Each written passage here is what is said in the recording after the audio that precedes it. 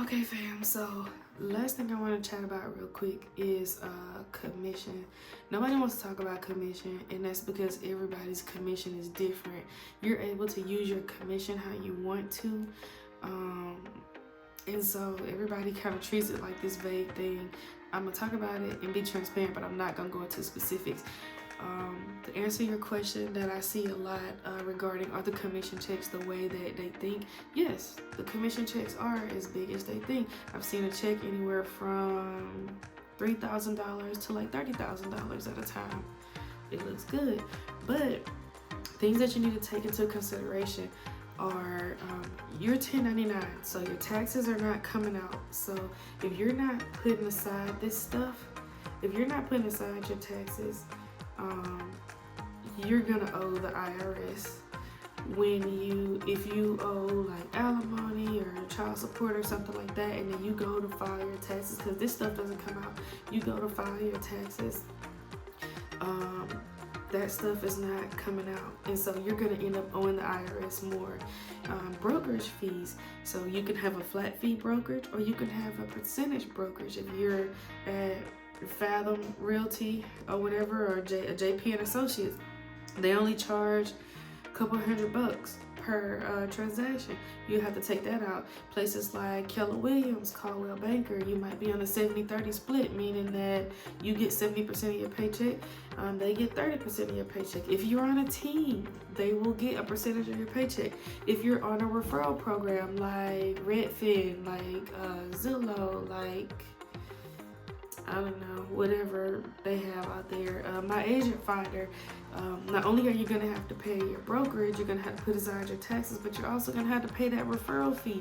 I've had plenty of checks that went from 20 grand down to 6 grand, 17 grand down to 7 grand, 20 grand down to 5, just because of all of the referral sources and all of the fees that you have coming out of it.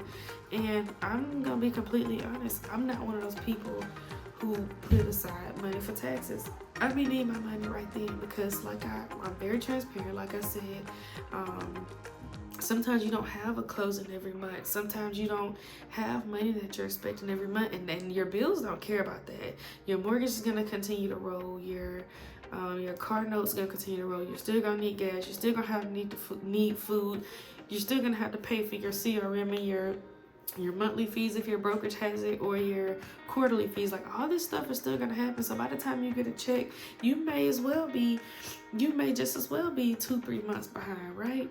And so it's important that you structure your commission the way that you need, or it's important to understand that the commission that you see on paper is not always so.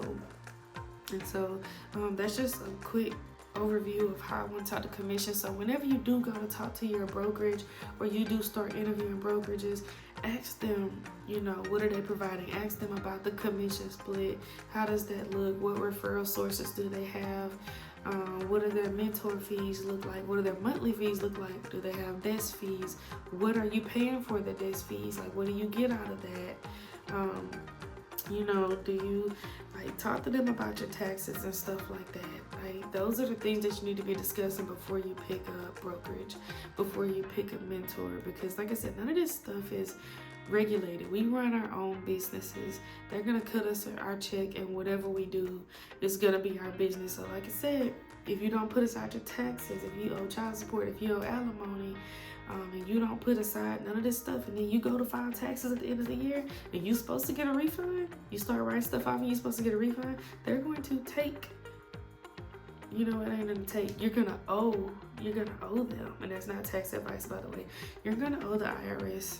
Matter of fact, right now, paper right here on my wall to remind me so I won't forget, I actually owe the IRS a lot of money, because for the first time in a while, I have cleared 6 figures. I didn't put aside no money for taxes. I owe the IRS. That's just what it is.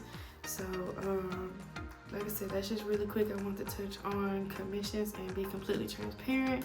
Like I said, the checks are nice, but they're also not what it seems, especially when you're paying your own bills and you're kind of doing everything for yourself, or don't have another income to supplement what you're making, or if this isn't extra for you, this is like your main thing. But that's all I want to talk about. We're going on to the next video.